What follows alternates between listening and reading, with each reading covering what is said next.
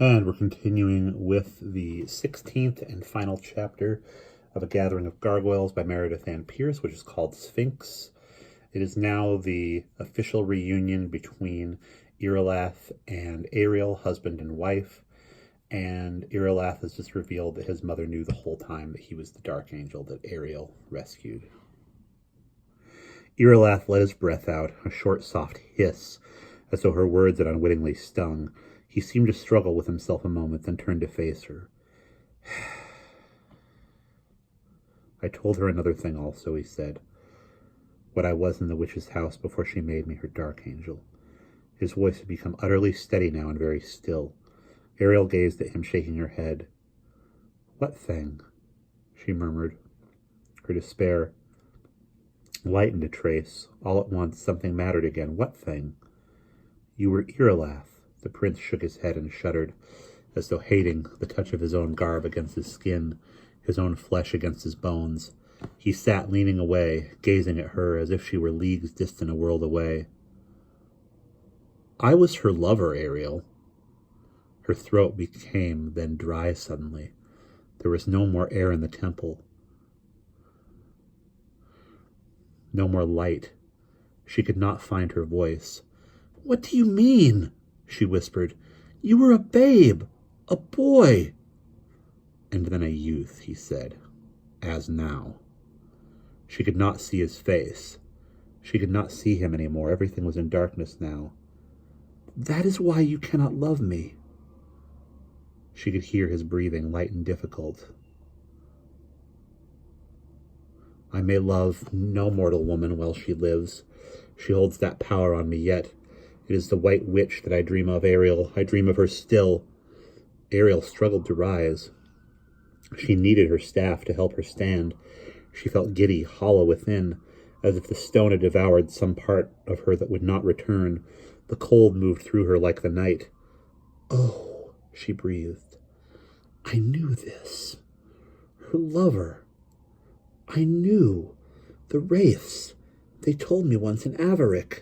I was not listening. It was so long ago I had forgot. Her skin was bleeding. She felt the blood. She moved away from Irelath toward the door, the openness, the night. She could not breathe. She could not bear to think of it any more. She touched the bandage on her arm. The pain was fire in her skin. Ambergris, she breathed. It hurts. Ariel stood upon the narrow porch. The night around her was black. The sky above her riddled with stars. Oceanus hung, white-marled, and blue above the steeps. She leaned against her staff. Arms spread, dark torchlit before her. Her bones felt broken at the joints, and she was very cold. Gradually, she came aware of another light beside the distant fires of Orm.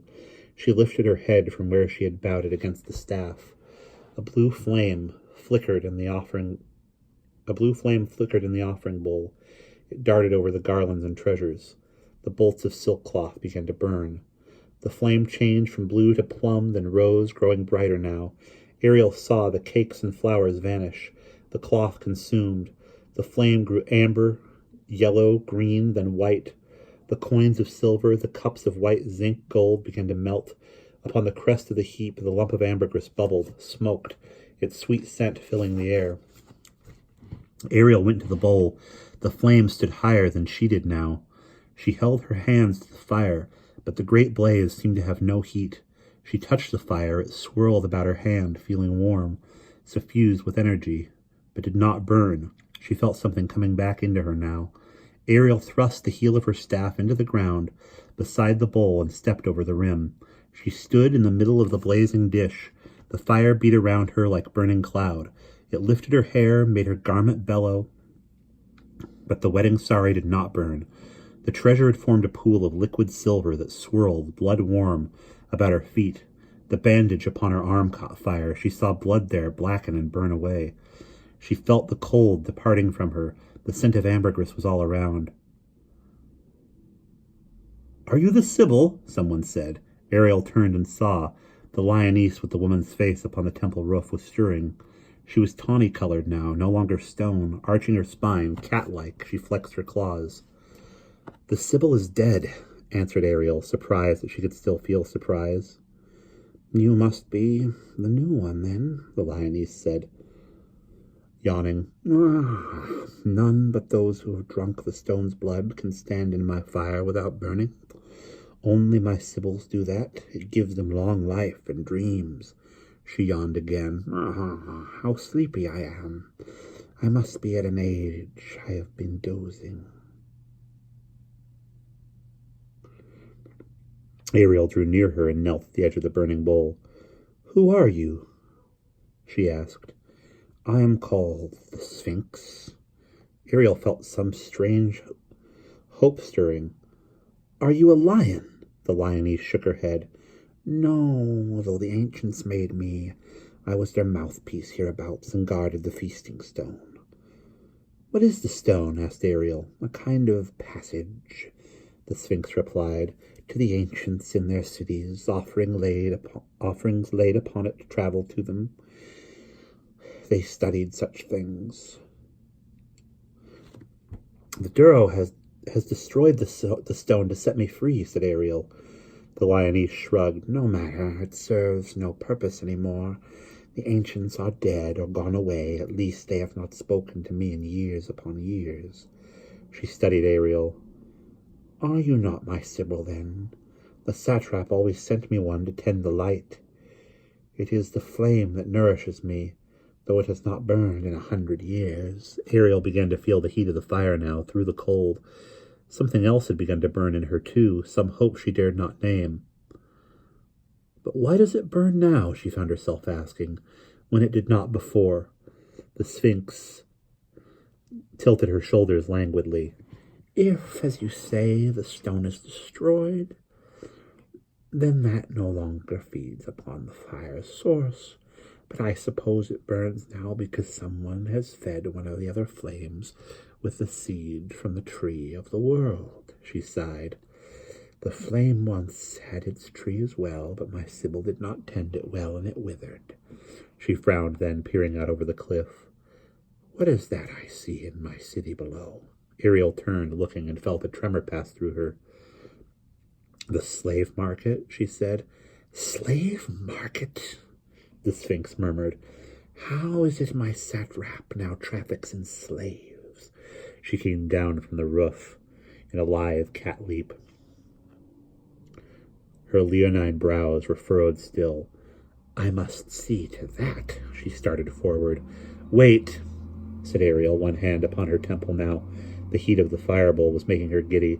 Sfinx, I have begun to feel the fire. Then come out, the lioness replied. She did not turn. Her eyes were scanning the city below. Ariel stepped down from the burning bowl. The night air moved, deliciously cool against her skin.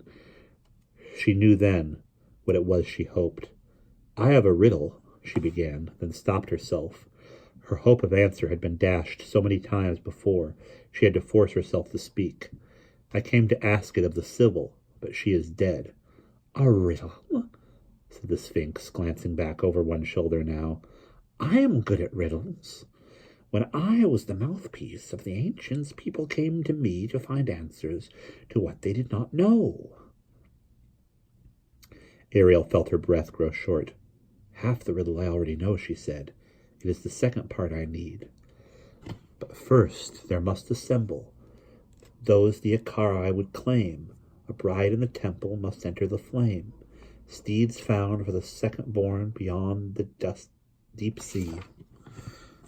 And new arrows reckoned, a wand given wings, so that when a princess royal shall have tasted of the tree, then far from Esternice's city these things, a gathering of gargoyles, a feasting on the stone, the witch of Westernesses hag overthrown.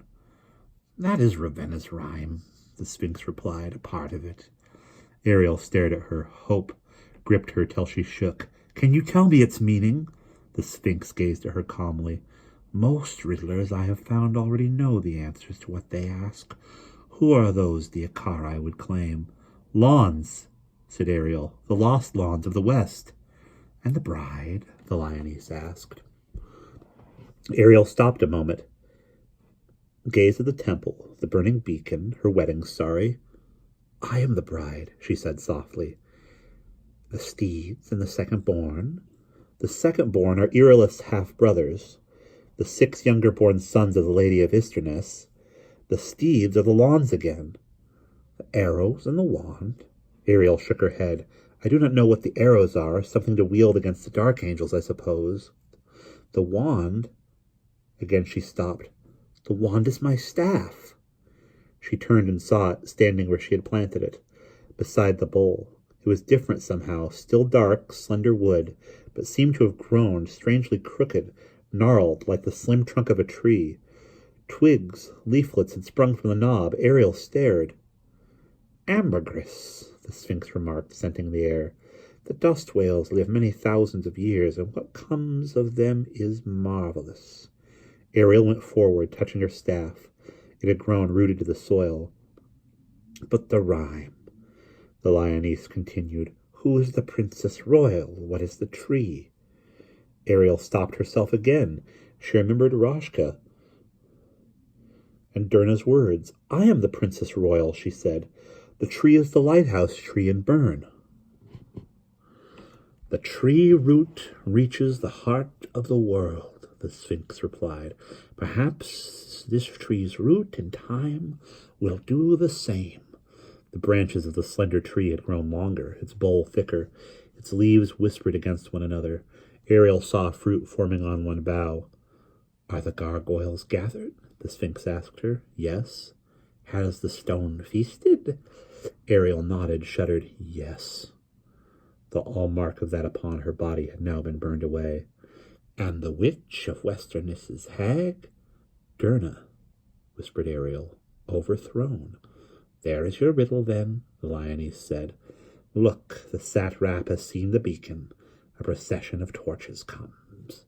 Looking below, Ariel saw a line of light wending from the palace toward the cliffs. The Sfinx arose. I will go to meet them, she said.